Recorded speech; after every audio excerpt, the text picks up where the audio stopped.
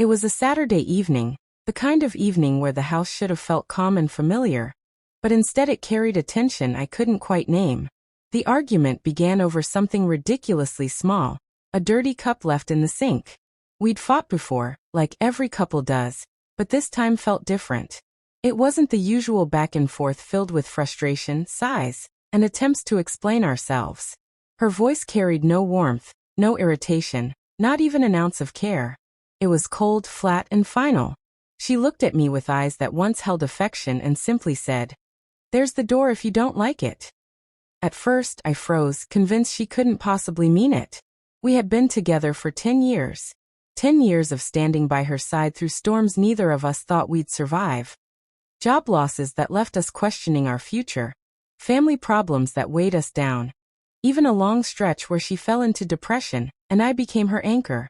We had built something from nothing, brick by brick, and I had always believed our foundation was stronger than any careless outburst. But the way she said those words, so casually, so certain, without a flicker of hesitation, cut deeper than anything she'd ever said before. I stood there for a moment, silent, studying her face, searching desperately for even the faintest trace of regret.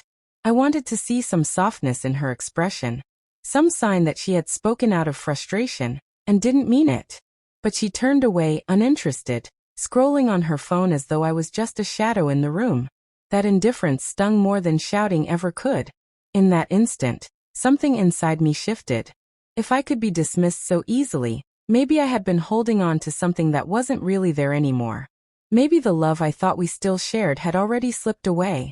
Without saying a word, I walked into the bedroom and pulled out a small duffel bag from the closet. I didn't pack much. Just a few changes of clothes, my toothbrush, and my laptop. As I zipped it up, I half expected to hear her footsteps rushing toward me, to feel her hand on my arm, to hear her say that I was overreacting.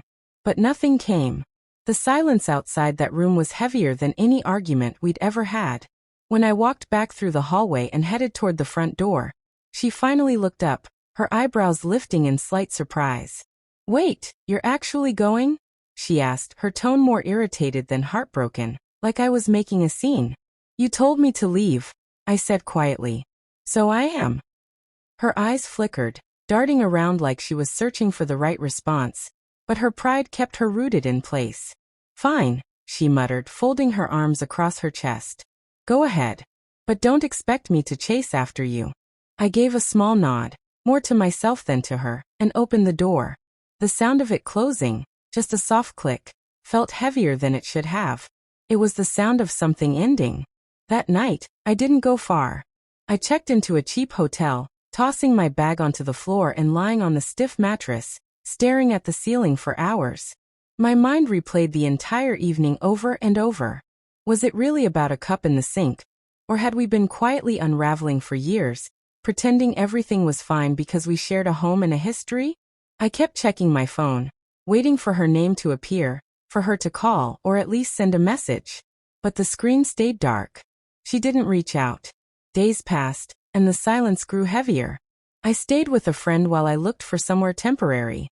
Every time I scrolled online, I saw her posting smiling pictures as if nothing had happened, her captions cheerful, her face lit up like her world hadn't just fallen apart. That was the hardest part. It felt like I'd been mourning something she had already buried long ago. Maybe she'd checked out long before our fight, and I just hadn't seen it. A week later, my phone finally rang. Her name flashed on the screen, and my stomach twisted. When I answered, her voice was quiet, almost fragile. "You really left?" she whispered, like she still couldn't believe it. "Yes," I said simply, my voice steadier than I felt. "You told me to." There was silence on the other end, followed by the sound of her holding back a sob. "I didn't think you'd actually go," she admitted, her words trembling. "We agreed to meet at a small cafe. When I saw her, she looked different, tired, maybe even regretful, though her pride was still there. For the first time in months, we talked honestly. She told me she'd been feeling overwhelmed, lost, disconnected from everything, unsure of what she even wanted anymore.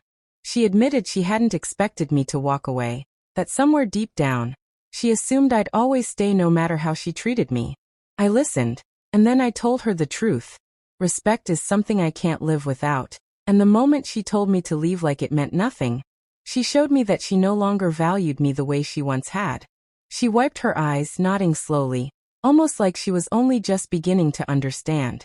I thought you'd stay no matter what, she confessed. I never thought you'd take me seriously. We didn't rush back together that day. There were no promises of quick fixes or dramatic reconciliations. Instead, we agreed to take space, to try counseling, to figure out who we were apart before we could even consider being together again. Maybe someday we'd find our way back to each other, maybe not. But one thing had changed forever. She now knew I wasn't someone who would stay just to be tolerated. Sometimes love isn't about the grand gestures or the desperate second chances. Sometimes it's about knowing your worth, even when the person you love forgets it. And for me, walking out that door wasn't the end of everything. It was the beginning of remembering who I was.